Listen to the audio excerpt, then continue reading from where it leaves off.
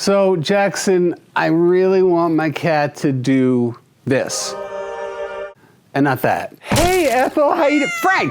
Frank, come back here. Now, Frank. I want my cat to sit in my lap. I don't want my cat to sit on the countertops. Dinner's almost ready. No, get up. No, that is not for you. No. Every time I ask my cat to do this, and not that. Toby, the curtains. How many times? Look at me. Look at me. You know that's wrong. Stop it. Get off the curtains. You know, cats are just like that. You know, they're stubborn and they don't care about what I say. Cats are just, and I'm getting angry here. Ooh, it's starting to work me up. A lot of times this is normal cat behavior, but we put it in the box of it being vengeful. Stop scratching that chair. No, don't do it. Stop getting mad. Step back, take a beat, because none of the things that you might be thinking of are gonna work. What are those things? These are the things I never want you to do. No spray bottle, no spanking, no yelling, no throwing pillows across the room, no rubbing their nose in their pee.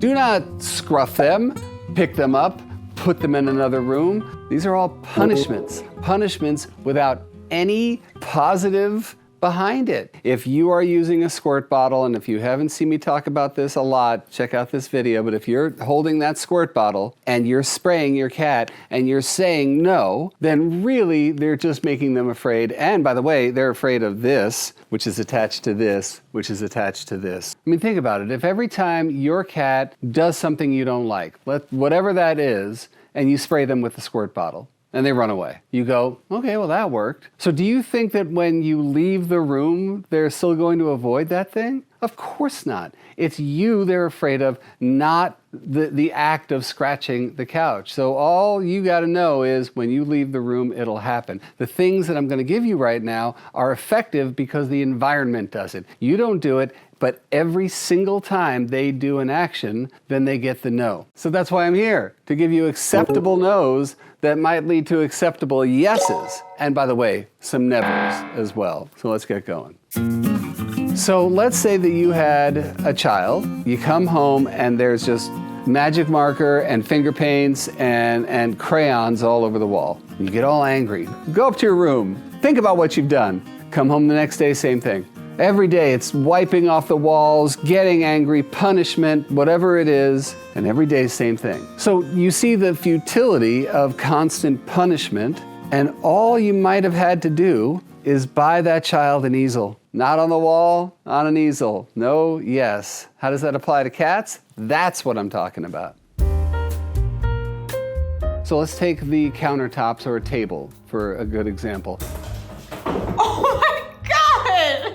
So one of the things that you can do is you can get one of those feeding mats that we use for cats, turn it upside down, and put some double-sided sticky tape on it. Pretty simple. So every time your cat jumps up on that counter, they get a little sticky. So there's the no, the sticky mat. And on the other hand, we have to think of why they want to be on that table or that counter. Now the counter, kind of easy, you guys. The counter is usually food. And so if you're leaving food on the counter all the time, well, that's a no for you. Stop putting food on the counter.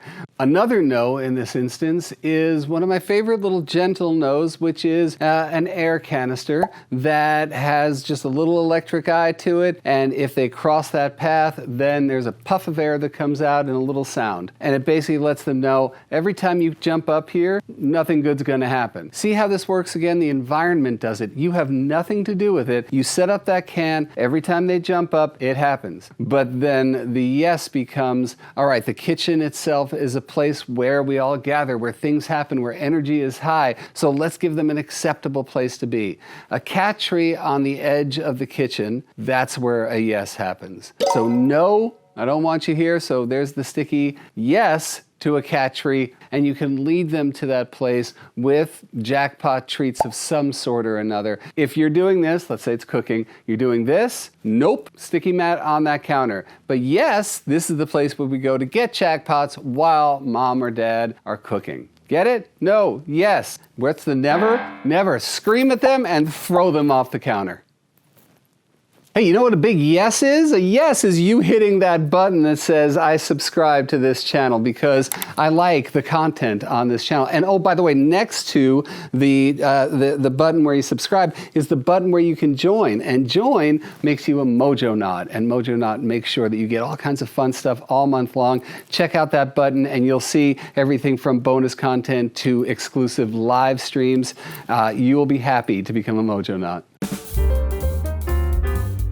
Another one I get all the time is, how do I get my cat from door dashing? So there's a few things. One that you might have seen on a very old episode of My Cat from Hell, where I created a shelf for the cat to watch people come into the house and to, peek out the house as well. But it was high enough and out of the way enough that we could keep an eye on them, because door dashing, the thing that makes it sometimes impossible is that your cat just scoots out from between your legs and out the door. If we can teach them that this is the place where you get a great bird's eye view of what's going on in the world, but at the same time, I can keep an eye on you. There we go. That's one way of stopping door dashing. Another is the air canister that I referred to before. If we set it up with a nice distance to the door, so it's not at the door, but let's say it's 10 feet away, and you keep that thing just on all the time. I mean, yes, it's going to go off if somebody comes in the door, but you'll deal with that. It's a puff of air. But this way, if it's always turned on, it's not the door itself, it's the space that leads to the door that becomes a no. And again, the yes is a perch somewhere around there. The no is every time you come within 10 feet of the door, you get that puff of air, something that's just a little scary. The no is the puff from the air canister. The yes is a perch nearby, but never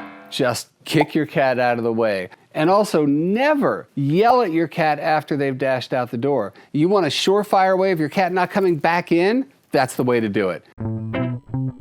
So now, this gets asked all the time, how do I get my cat from scratching on the chair, the bed, the rugs, whatever it is? Again, there's a full-length video on this right up there, so you can watch it. Also, all of these videos are going to be listed in the description, so you can always go down there and watch the full video after you've watched this one. No? Yes. So, how do we get them to stop scratching the furniture? If you use something like Sticky Paws, that's always been my best friend. It doesn't harm the furniture. It comes in like wide swaths if you're talking about the side of the couch or something like that. It's a great no, because most cats, I'm gonna say, are gonna go, they're gonna feel it, and they're gonna go, well, this is not getting me what I want at all. There's your no right there, something like Sticky Paws on that couch. The yes, you guessed it, it's a scratching post. It's a scratching surface near where they're scratching. Let me tell you why, very quickly, because there's a full-length video.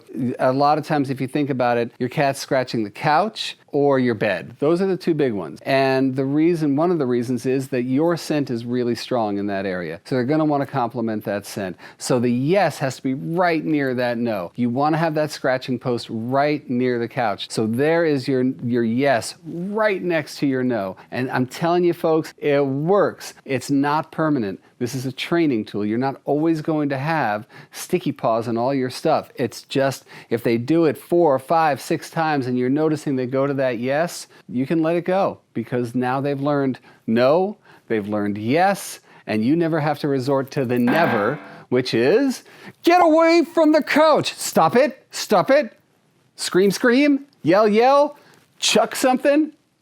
Never. What about the big no for all you guys? Then that is your cat waking you up in the middle of the night. Because right now, what's your no? Throwing a pillow at them. Frank, not one more time. Throwing something at them or whatever. Or even worse than that, acquiescing, getting up and feeding them or playing with them or whatever at 3 o'clock in the morning and then complaining that you didn't get enough sleep. The no in this case would be you completely ignoring them. Burying your head, not saying their name, not getting up, not just in any way saying that this will get you something. The no in this case is nothing. That's the no. Whether it's walking on your face, whether it's making noise in the corner, and so that's you ignoring, there's the no. The yes is everything that happens around bedtime. It's a big, long yes, including a yes of a meal before they go to bed, a yes of playing maybe before you go to bed, an hour before you go to bed. You start getting that body to wind down. It's a whole world full of yes, and doing it on a daily basis. I'm telling you, this no yes repeated over the span of, let's say, 10 days max, you will see a change in behavior. The never, don't throw the pillow. don't throw the pillow. When your cat is driving you crazy because they're up on a shelf knocking things off, they're climbing the drapes, they're running around the house just getting into all kinds of Dennis the Menace type trouble, the no and the yes are pretty clear. Usually when you see, whether they're zoomies or whether they're just general high volume troublemaking, then it usually will happen around the same time of day. Now, the no's are your sort of usual suspects here, whether it's sticky paws that go on the curtain towards the bottom half of that, or wherever they tend to be able to start, whether your cat scales. If your cat launches onto the drapes from your couch, then it could be across the top of the couch, or you just move the couch away from the drapes a little bit. But whatever that is, just put that, remember it's a training wheel, no, and that would be something sticky. If it's something on a shelf, then number one, you guys stop putting things that are just so alluring that they want to knock it off on the shelves. Again, that's like food on the counter. The no could be that air canister up there, or you just block their entrance to that shelf. There's a way of saying no environmentally. Now, the yes is positive catification. Cat trees are your best friend, man. And if you are against the look of traditional cat trees, there are plenty on the market that will meet your aesthetic taste. I promise you it's there. But start putting cat furniture around the house. You can't just say no by blocking things, by taking things off the mantle. The other big yes is play. If your cat is doing these things, if they're jumping around, if they're zooming around the house, they're letting you know at this time of day, I got a lot of energy built up. Say yes by playing. Play with your cat every day. Get that energy out of them so that you don't have to be in a position where you have to say no. If your cat's just looking for trouble in all the wrong places, give them something right to do, and that's what a laser is for. Or let's say your cat responds to like independent toys. When I say independent toys, those little ones, like little fuzzy mice or something like that. A lot of those have sound makers in them, just like our mini Mojo, which when you shake it, it has like that little sound in it. That can be in your pocket. If you see your cat about to do something, shake that thing off in the other direction. You didn't have to do a no because you caught them doing it. You see that move that they're about to do where they just start going like this. And whether their aim is another cat in the house or something they're about to jump onto, you can catch that beforehand. Then you got that shaker, you got that laser, and away they go to something else. You got sticky tape, you got air blasters, okay, you got those things. I don't want you to take it that other place. You have to be aware of when you've crossed that line between unpleasant and painful. So to that end, I'm not a big fan of those mats that have that low electric charge to them. That can be really painful. Things with spikes on them that when they step on it, it's not just unpleasant, it's painful. Stay away from that. And also, obviously, I've got a whole freaking video on this, is that horrible trend with shock collars. So that when your cat does something, they get shocked. Now, you might say, well, they're not getting shocked by me. I'm not doing it. They can't see it. It's invisible. It's painful.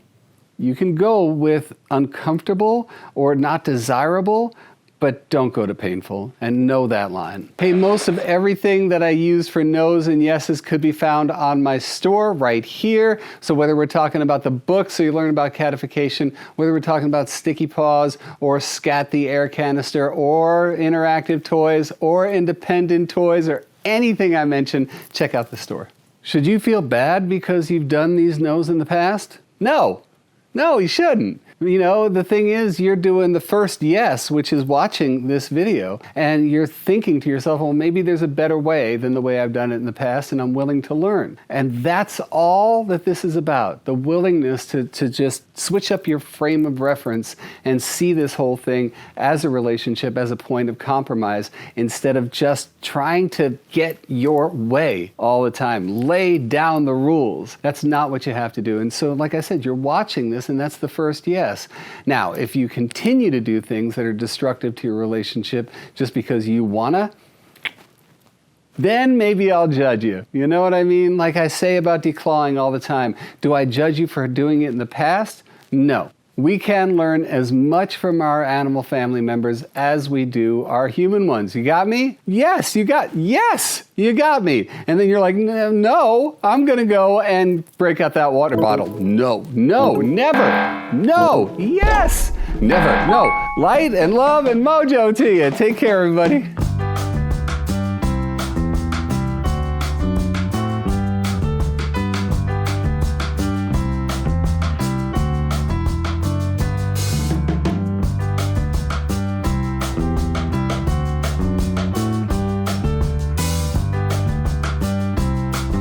Meow.